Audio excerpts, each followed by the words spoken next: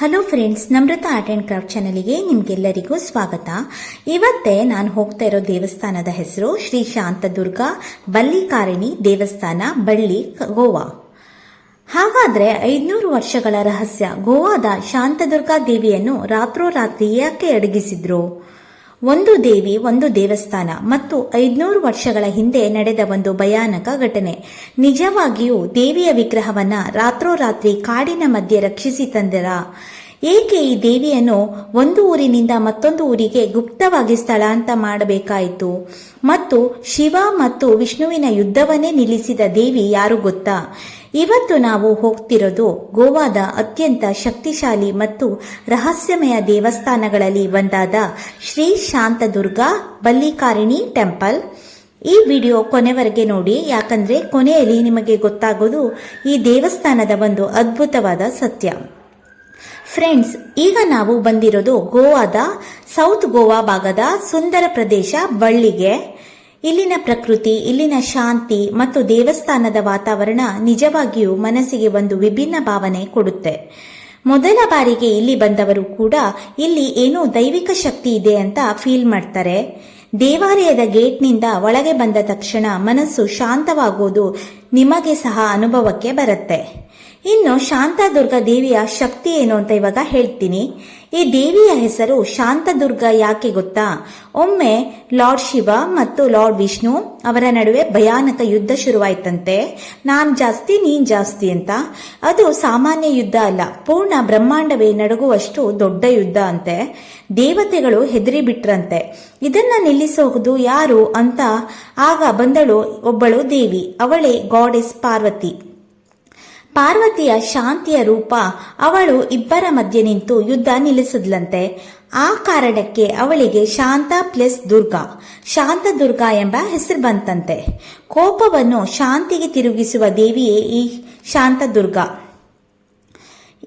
ಈಗ ಬರೋದು ನಿಜವಾದ ರಹಸ್ಯ. 500 ವರ್ಷಗಳ ಹಿಂದೆ ಗೋವಾದಲ್ಲಿ ದೊಡ್ಡ ಬದಲಾವಣೆಗಳು ನಡೀತಂತೆ. ಅನೇಕ ಹಿಂದೂ ದೇವಸ್ಥಾನಗಳು ಅಪಾಯದಲ್ಲಿದ್ವಂತೆ. ಅಂದು ಈ ದೇವಿಯನ್ನ ಮೊದಲು ಕೇಲೋಶಿ ಎಂಬ ಪ್ರದೇಶದಲ್ಲಿ ಶಾಂತೇರಿ ದೇವಿ ಎಂದು ಪೂಜಿಸಲಾಗ್ತಿತ್ತಂತೆ. ಆದರೆ ಪೋರ್ಚುಗೀಸರ ಆಳ್ವಿಕೆಯ ಸಮಯದಲ್ಲಿ ದೇವಸ್ಥಾನಕ್ಕೆ ಅಪಾಯ ಎದುರಾಯ್ತಂತೆ. ಭಕ್ತರು ಒಂದು ನಿರ್ಧಾರ ಮಾಡಿದ್ರು, ಏನಾದರೂ ಆಗಲಿ ದೇವಿಯನ್ನ ಉಳಿಸಬೇಕು ಅಂತ. ಮತ್ತು ಒಂದು ರಾತ್ರಿ ರಹಸ್ಯವಾಗಿ ದೇವಿಯ ವಿಗ್ರಹವನ್ನ ತೆಗೆದುಕೊಂಡು ಕಾಡು ಗುಡ್ಡ ದಾಟಿ ಸುರಕ್ಷಿತ ಸ್ಥಳಕ್ಕೆ ಹುಡುಕಲಾಯ್ತಂತೆ. ಕೊನೆಗೆ ಈ ಬಳ್ಳಿ ಪ್ರದೇಶದಲ್ಲಿ ದೇವಿಯನ್ನ ಪ್ರತಿಷ್ಠಾಪಿಸಿದ್ರಂತೆ. ಸ್ನೇಹಿತರೆ, ಇಮ್ಯಾಜಿನ್ ಮಾಡಿ, ಒಂದು ಭಕ್ತರ ಭಕ್ತಿ ಎಷ್ಟು ಗಟ್ಟಿಯಾಗಿತ್ತು ಅಂತ. ಅಂದು ಭಕ್ತರ ಭಕ್ತಿ ಎಷ್ಟು ಗಟ್ಟಿಯಾಗಿತ್ತು ಅಂತ ನೀವು ಇದನ್ನ ನೋಡಿದ್ರೆ ಅರ್ಥ ಮಾಡ್ಕೋಬಹುದು. ಅವ್ರು ತಮ್ಮ ದೇವರಿಗೋಸ್ಕರ ಎಷ್ಟು ಹೋರಾಟ ಮಾಡಿದ್ರು ಅಂತ, ಅದು ಪೋರ್ಚುಗೀಸರ ಜೊತೆಗೆ. ಇಂದಿನ ದೇವಸ್ಥಾನವನ್ನ ನೋಡಿದ್ರೆ ನಿಜವಾಗಿಯೂ ಆಶ್ಚರ್ಯ ಆಗತ್ತೆ. ಇತಿಹಾಸದ ಪ್ರಕಾರ ಈ ದೇವಸ್ಥಾನದ ಈಗಿನ ನಿರ್ಮಾಣ ಸುಮಾರು 1713ರಿಂದ 1738 ನಡುವೆ ನಡೆದಿದೆ. ಈ ಮಹತ್ವದ ದೇವಸ್ಥಾನ ನಿರ್ಮಾಣಕ್ಕೆ ನೆರೋರಂ ರೆಗೆ ಮಂತ್ರಿ ಪ್ರಮುಖ ಪಾತ್ರ ವಹಿಸಿದ್ರಂತೆ ಎನ್ನಲಾಗುತ್ತೆ. ಗೋವಾದ ಟ್ರೆಡಿಷನಲ್ ಟೆಂಪಲ್ ಆರ್ಕಿಟೆಕ್ಚರ್ ನಲ್ಲಿ ಇದನ್ನ ನಾವು ನೋಡಬಹುದು. ದೀಪಸ್ತಂಭ, ಸುಂದರ ಮಂಟಪ, ಶಾಂತಿಯ ವಾತಾವರಣ. ನಿಜವಾಗಿಯೂ ಮನಸ್ಸು ದೇವಸ್ಥಾನದಲ್ಲಿಯೇ ಉಳಿಯಬೇಕು ಅನ್ಸತ್ತೆ. ಇನ್ನು ದೇವಸ್ಥಾನದ ಮಹಿಮೆ. ಈ ದೇವಸ್ಥಾನವು ವಿಶೇಷವಾಗಿ ಗೌಡ್ ಸಾರಸ್ವತ ಬ್ರಾಹ್ಮಿನ್ ಕಮ್ಯುನಿಟಿ ಸಮುದಾಯದ ಪ್ರಮುಖ ಆರಾಧನಾ ಕೇಂದ್ರವಾಗಿದೆ. ಬಹಳಷ್ಟು ಜನ ಈ ದೇವಿಯನ್ನು ನಮ್ಮ ಕುಲದೇವತೆಯಾಗಿ ಪೂಜಿಸುತ್ತಾರೆ. ಇಲ್ಲಿ ಬಂದು ಪ್ರಾರ್ಥಿಸಿದರೆ ಮನಃಶಾಂತಿ, ಕುಟುಂಬಕ್ಕೆ ಸುಖ, ಸಮಸ್ಯೆ ನಿವಾರಣೆ ಆಗುತ್ತೆ ಅನ್ನೋ ನಂಬಿಕೆ ಇದೆ.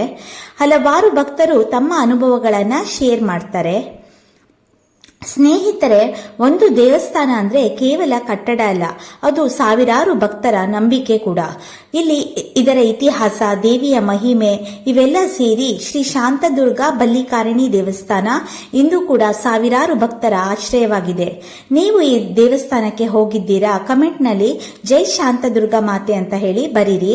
ಈ ರೀತಿಯ ಗೋವಾ ದೇವಸ್ಥಾನ ಇತಿಹಾಸ ಮತ್ತು ಟ್ರಾವೆಲ್ ವಿಡಿಯೋಗಳಿಗೆ ನನ್ನನ್ನು ಸಬ್ಸ್ಕ್ರೈಬ್ ಮಾಡೋದನ್ನ ದಯವಿಟ್ಟು ಮರಿಬೇಡಿ.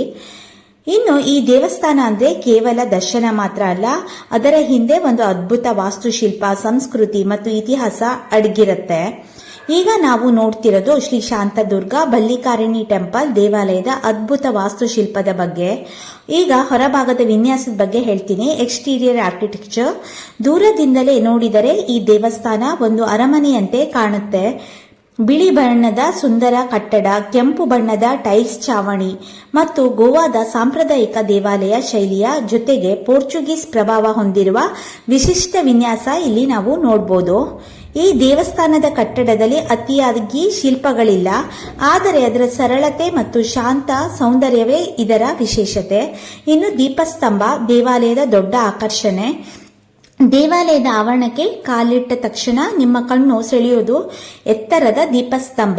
ಗೋವಾದ ದೇವಸ್ಥಾನಗಳಲ್ಲಿ ದೀಪಸ್ತಂಭಕ್ಕೆ ತುಂಬಾ ಮಹತ್ವವಿದೆ. ಜಾತ್ರೆ ಮತ್ತು ವಿಶೇಷ ಹಬ್ಬದ ಸಮಯದಲ್ಲಿ ಈ ದೀಪಸ್ತಂಭವನ್ನ ನೂರಾರು ದೀಪಗಳಿಂದ ಅಲಂಕರಿಸುತ್ತಾರೆ.